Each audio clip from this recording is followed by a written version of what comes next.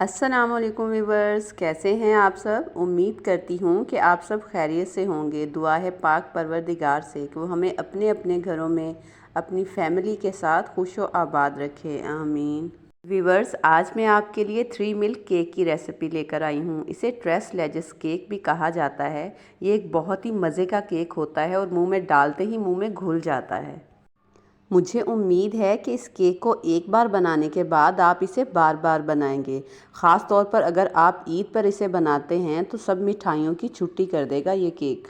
इस केक की एक ख़ासियत ये भी है कि इसे बनाना बहुत ही इजी है और आप इसे बग़ैर अवन के बड़ी आसानी से घर में तैयार कर सकते हैं। तो चलिए जल्दी से ये मुंह में घुल जाने वाला क्रीमी सा 3 मिल्क केक बनाना शुरू करते हैं। 3 मिल्क केक बनाने के लिए यहाँ सबसे पहले मैंने एक बाउल में 3 अंडे लिए हैं। यहाँ मैं आपके साथ एक बात शेयर करती चलूँ कि आप जब कभी भी केक वगैरह के लिए अंडे तोड़ें तो आप अंडा हमेशा एक एक करके किसी अलग बर्तन में तोड़ें, क्योंकि बाज़ औक़ात कोई अंडा ख़राब निकल आता है जिसकी वजह से हमारे सारे अंडे जो हैं वो ज़ाया हो जाते हैं। अब हम इसमें मिठास के लिए 1 कप चीनी का इस्तेमाल करेंगे। चीनी हमने यहाँ दानेदार फॉर्म में नहीं लेनी, बल्कि हम यहाँ शुगर पाउडर का इस्तेमाल करेंगे। दूसरी अहम बात जिसका आपने ख्याल रखना है कि यहाँ हमने पाउडर शुगर को एक साथ अंडों के अंदर शामिल नहीं करना, बल्कि हम इसे बीट करते हुए थोड़ी थोड़ी पाउडर शुगर इसके अंदर शामिल करते जाएंगे। अगर हम सारी चीनी एक साथ इसके अंदर शामिल कर देंगे तो होगा ये कि अंडे इतने अच्छे बीट नहीं होंगे और इसे बीट करने में बहुत ज़्यादा टाइम लगेगा।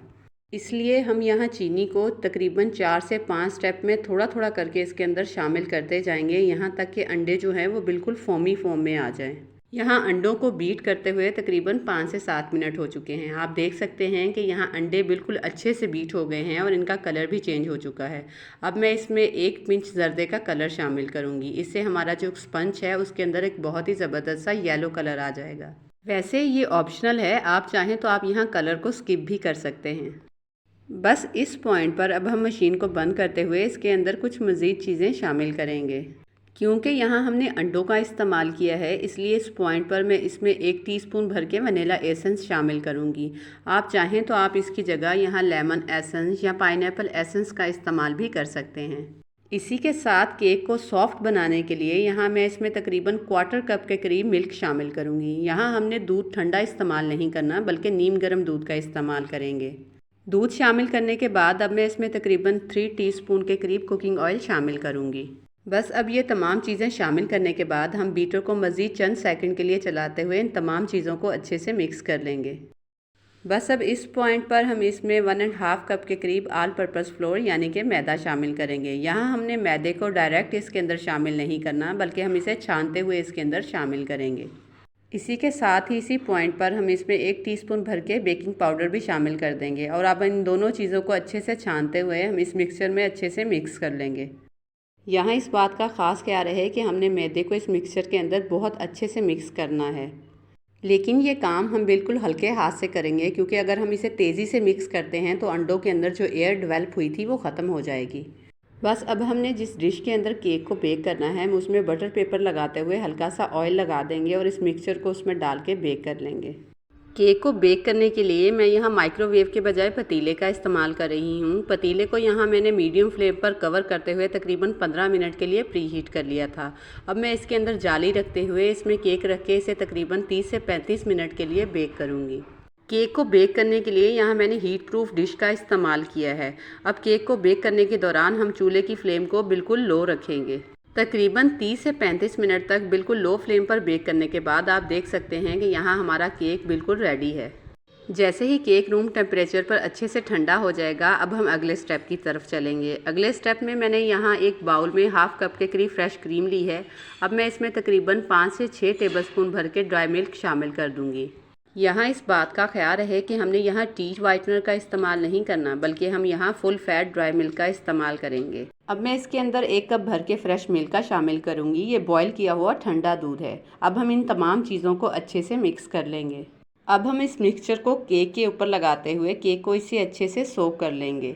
इस केक की यही खासियत है, क्योंकि ऐसा करने से हमारा जो केक है वह बहुत ही सॉफ्ट और क्रीमी सा बनकर तैयार होता है। केक के ऊपर मिल्क लगाने के बाद अब हम इसे तकरीबन 15 से 20 मिनट के लिए फ्रिज के अंदर रख देंगे, ताकि हमने इसके ऊपर जो मिल्क लगाया है वो अच्छे से इसके अंदर सोख हो जाए। उस वक्त तक यहाँ हम केक के लिए क्रीम विप कर लेते हैं। यहाँ मैंने 1 कप विपिंग क्रीम ली है। अब मैं इसे मशीन की मदद से अच्छे से विप कर लूँगी। यहाँ मैंने हल्का सा क्रिस्टलाइज हुई क्रीम का इस्तेमाल किया है, क्योंकि हमारे यहाँ मौसम काफ़ी गर्म है। लेकिन अगर आपके यहाँ मौसम नॉर्मल है तो आप यहाँ सिर्फ ठंडी क्रीम का इस्तेमाल भी कर सकते हैं। आप देख सकते हैं कि यहाँ तकरीबन 7 से 8 मिनट तक मशीन चलाने के बाद क्रीम बहुत अच्छे से विप हो चुकी है। तो बस अब हम केक को इससे अच्छे से कोट करते हुए केक को रेडी कर लेंगे। केक के ऊपर अच्छे से क्रीम अप्लाई करने के बाद अब आप इसे फ्रेश फ्रूट्स या ड्राई फ्रूट जिस चीज़ के साथ आपको पसंद हो अच्छे से गार्निश करें और खूब ठंडा करने के बाद सर्व करें। मैंने इसी विप की हुई क्रीम में से थोड़ी सी क्रीम आइसिंग बैग में भर ली थी। अब मैं इसी क्रीम की मदद से इस केक को गार्निश करूँगी और यहाँ स्ट्रॉबेरीज़ का इस्तेमाल भी करूँगी, क्योंकि आजकल मार्केट में बहुत ही ज़बरदस्त फ्रेश स्ट्रॉबेरीज़ आई हुई हैं जो ना सिर्फ देखने में बल्कि खाने में भी बहुत ही मज़े की लगती हैं। तो बस अगर आप भी स्ट्रॉबेरी लवर्स हैं तो आप भी यहाँ स्ट्रॉबेरी को इस्तेमाल करते हुए इस केक को गार्निश कर सकते हैं। यहाँ केक को बिल्कुल अच्छे से रेडी करने के बाद मैंने इसे तकरीबन 2 से 3 घंटे के लिए फ्रीज़र के अंदर रख दिया था और अब ये बिल्कुल अच्छे से ठंडा हो चुका है। अब मैं इसे कटिंग करते हुए सर्व करूँगी। लेकिन इस केक की सर्विंग थोड़ी डिफरेंट होती है, क्योंकि इसे सर्व करने के दौरान हम वही दूध इस्तेमाल करते हैं जो हमने केक के ऊपर अप्लाई किया था। उस दूध को भी हम अच्छे से चिल करने के बाद इसके साथ सर्व करेंगे। यकीन करें ये केक खाने में बहुत ही मज़े का लगता है। तो क्यों ना इस ईद पर आप ये केक ट्राई करें, क्योंकि इस केक को खाने के बाद मुझे उम्मीद है कि आप बाज़ार की बहुत महंगी महंगी मिठाइयाँ भूल जाएंगे और आप इसी केक को बार बार बनाएंगे।